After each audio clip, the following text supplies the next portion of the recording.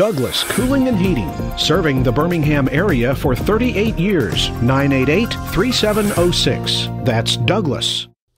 I'm James Spann. This is the morning edition of the Weather Extreme video. This is for Wednesday, the 29th of June. Hey, we're getting into drier air after some really beneficial rain falling in parts of the state yesterday. Let's look at some of the Skycam shots around the network this morning. We'll begin with the Jasper Skycam, looking east from the King building. Sun getting set to come up, and the sky there is mostly fair. Look at the Hamilton camera. A lot of fog there, and you know what? They measured 4.5 inches of rain at that spot in Hamilton High School yesterday. Some pretty big flooding issues for a while from Hamilton back up to Muscle Shoals yesterday morning. Pretty amazing.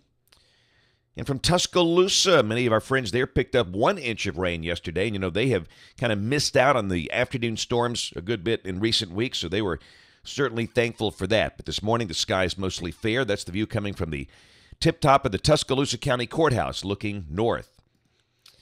All right, got the heat bubbles centered over Texas and New Mexico, where they've been baking all summer. Deep trough out in the West Coast region there, upper loads north of San Francisco Bay. Over here, we got a northerly flow aloft, and that's driving some drier air down in here from the north. And look at that convective mass under the ridge. That's interesting. That's a pretty nasty-looking thunderstorm complex nearing Oklahoma City, directly underneath the core of that ridge. You know, summer storms are to some degree a great mystery for us. And, you know, placement and coverage, you know, the struggles we have here and certainly in other parts of the South, where, you know, the weather pattern, it's hot and muggy, and where these things pop up, it's hard to define. But that is a very loud morning wake-up call for our friends out in Oklahoma City. Highs yesterday.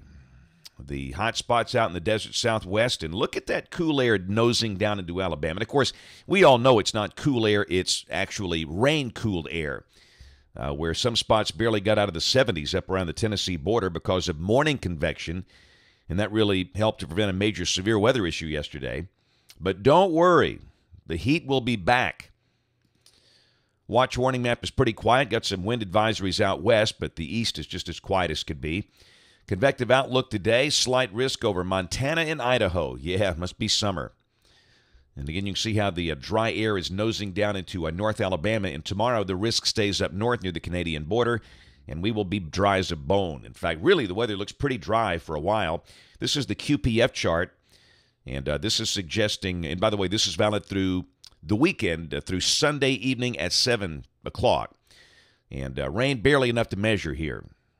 A little more down on the Gulf Coast, and, of course, the big number is 14.1 inches over Mexico, south of the Rio Grande, because of this Tropical Storm Arlene. Now, look at the rest of the Atlantic Basin, though. You take out Arlene, it's just amazing. And it seems like a lot of that desert air, the Sahara air layer is covering the Atlantic Basin. It's very quiet out there. So once Arlene goes inland tonight or tomorrow morning, that's going to be it for a while.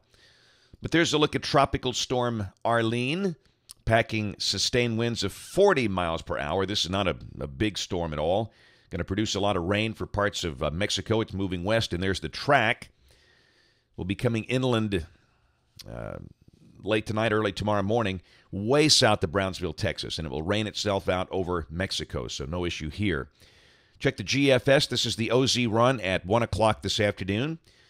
Deep trough over the West Coast region, 594 heat ring around the Texas Panhandle, and a northerly flow aloft here. And, you know, sometimes that could open the door for those thunderstorm areas to blow in from the north, but in this case, dry air is blowing in from the north. So we should be dry.